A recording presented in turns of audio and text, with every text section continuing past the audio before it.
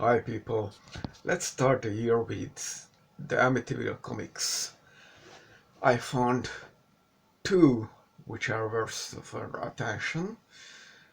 The original Amityville comics, which created a brief satanic panic because it was in school libraries, and I pretty much guess even the librarians thought because it is juvenile literature, it's for kids.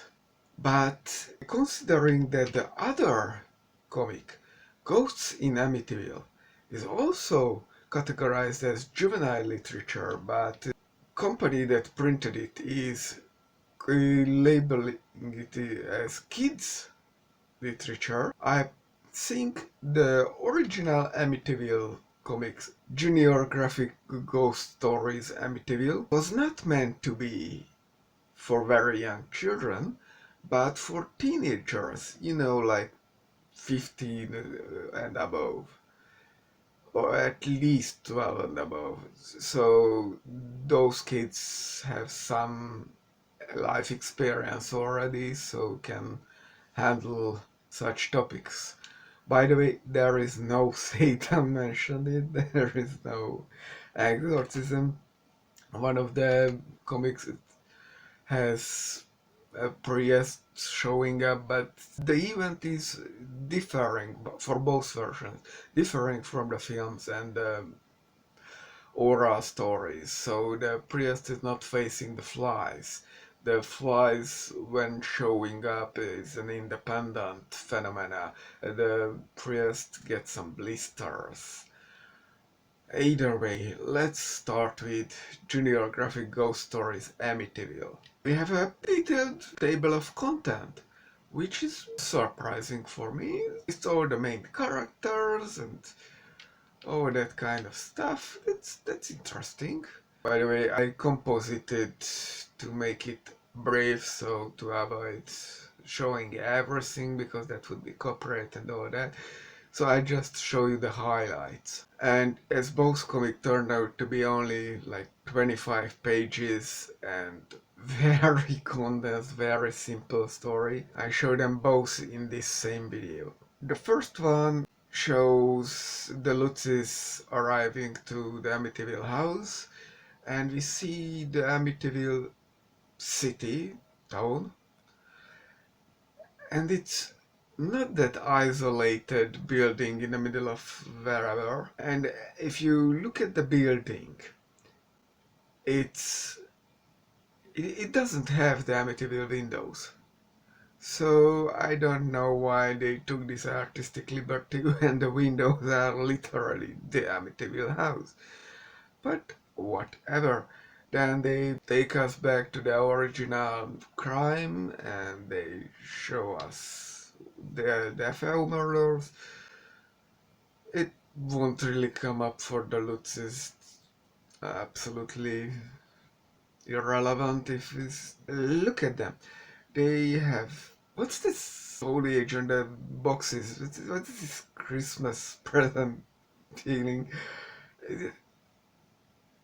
Artistic liberty, yeah, absolutely. And what differs from the movie that it's not maybe someone is imagining, or maybe just they think supernaturally there is a natural explanation, but also other people are present when these are happening and they are too hearing and seeing things. Also the relationship between the family is, they are a family here. Lutz, Mr. Lutz, is not presented as he was pretty much a jerk, but someone who is a loving father and he suffers and all that. So as said, flies show up and they see Jody's eyes. And in the previous page we saw Jody, who was not an anthropomorphic pig and not some giant pig even, it's just a normal pig looking in the window with a crazy smile. It's just fantastic art, peak. And there is this random aspect for the storytelling in this version. There are the flies from out of nowhere, and there is Jodie's eyes looking in. The father is smashing the windows with the crowbar or fire poker. Why would you do that? And then out of nowhere they are talking about the natives. How does that come to this story? And then comes the climax of the movie where Mr. Lutz is running around and starting to pretty obviously wanting to murder his family. But in this version, that segment is just a dream. So they just wake up and pack up and run out and never to come back. We have a couple of guessing what is even happening here, that maybe there is a something in that room, or there's Native Americans who got oppressed and died in asylum from madness, and there is the Defo murder. So who knows what is the activity, and everything is just a dream actually. And there is this appendix more on haunted houses, and it tells you the story of two other haunted house attraction. So who is this for? American spectacles to be proud of. Target audience must be into haunted houses. So this is an advertisement for that.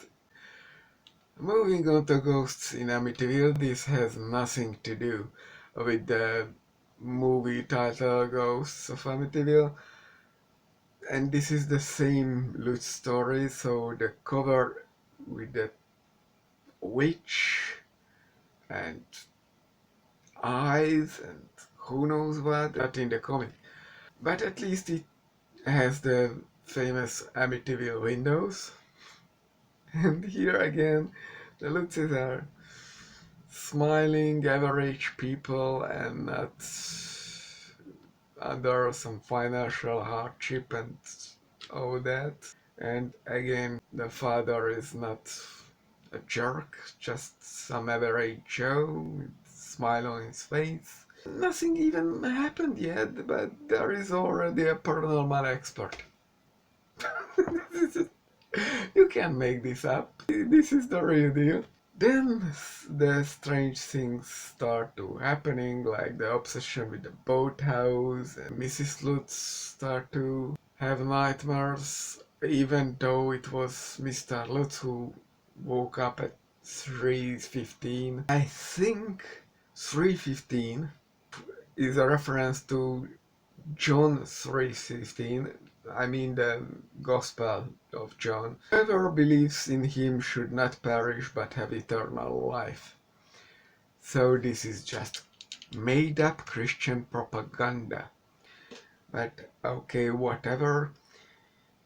Where this comic is highly differing from the movie is that the Lutzes have guests, dinner party or whatever. That never came to the lore outside of this. None of the movies said there was. Sometimes the neighbors came and went out immediately, but they never made a big gathering, unlike here.